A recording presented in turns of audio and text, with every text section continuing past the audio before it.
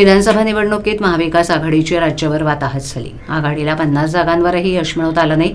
अनेक उमेदवार अटीतटीच्या लढतीत थोडक्यात बचावले. मात्र दुसरीकडे मुंब्रा-कळंबा मतदारसंघात राष्ट्रवादी काँग्रेस शरदचंद्र पवार पक्षाचे उमेदवार जितेंद्र आव्हाड यांनी दणदणीत विजय मिळवला.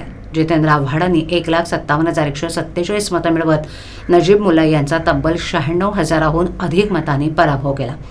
आव्हाड यांनी एक्स पोस्ट करून त्याबाबत माहिती दिली आहे. त्यांनी म्हटलंय की 1 ऑगस्ट रोजी ठाणे जिल्ह्यात ईव्हीएम मशीन्सची FLC प्रक्रिया सुरू होणार असल्याची पहिली नोटीस आम्हाला निवडणूक आयोगाकडून आली. माझी एक टीम पहिल्या दिवसापासून या गोष्टीसाठी सज्ज होती.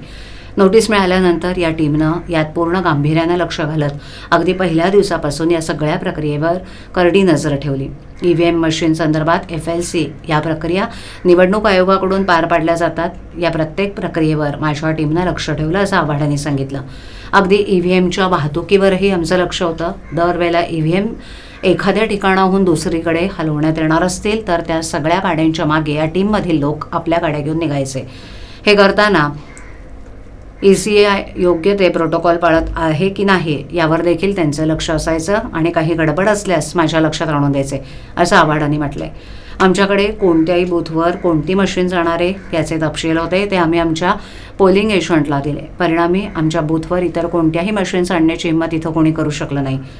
मतमोजणीला जाताना देखील माझ्या या काउंटिंग एजंटला वरील सगळी माहिती दिली होती. त्यांचं प्रशिक्षण झालं होतं. EVM संदर्भातील छोट्या गोष्टींवर आम्ही लक्ष ठेवलं.